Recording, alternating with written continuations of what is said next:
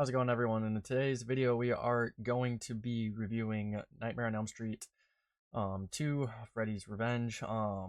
Just dive right on into it.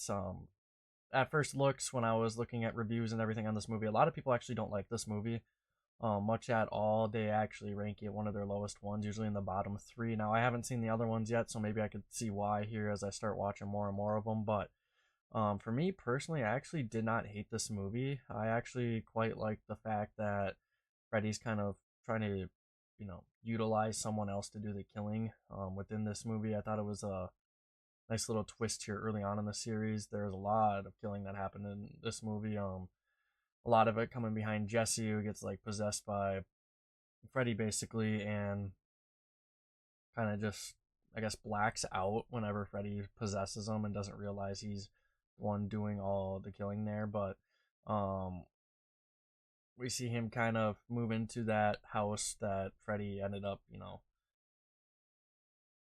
taking control of in the first one there basically, and he ends up dealing with the whole Freddy Krueger situation on Elm Street there, and well, he kind of just finds his way to Jesse and wants him to do all the killing. And that's basically what happens. We see at some point with Jesse talking to Freddy in the dream world where he pulls Freddy's glove into the real world.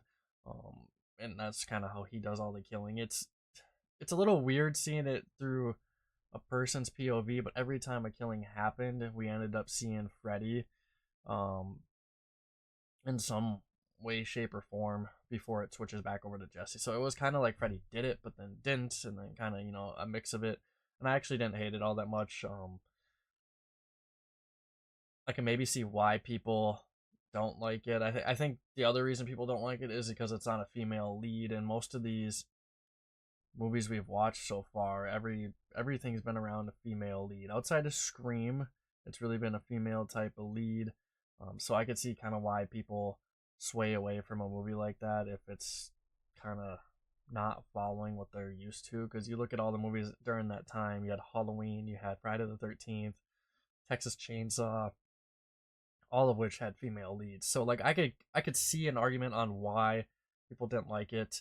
I didn't mind it at all because it kind of just gave you a different perspective, and it didn't, I guess, in my sense, make it look like women were the only vulnerable ones to something, and like we're the only ones who could be the main character. Because realistically, this could happen to anyone, and it showed here in this movie how it could happen to anyone, and I actually liked it quite a bit. But aside from that, I don't have much else to say. I thought the kills went down really nice. I really liked the Lisa character in this movie. I thought she was very understanding of the whole Jesse situation and didn't judge him one bit at all throughout the movie. And I thought she was a nice little um, main character here in this movie. And then we see someone like Grady in the movie, who I thought, he was kind of just like jerky jock throughout the movie, but when it came down to it, he cared. And then as soon as he kind of gave up that jerky side to him, well, Freddy came out and took him out. So um, it wasn't bad overall. I liked a lot of this movie. There were certain parts like with,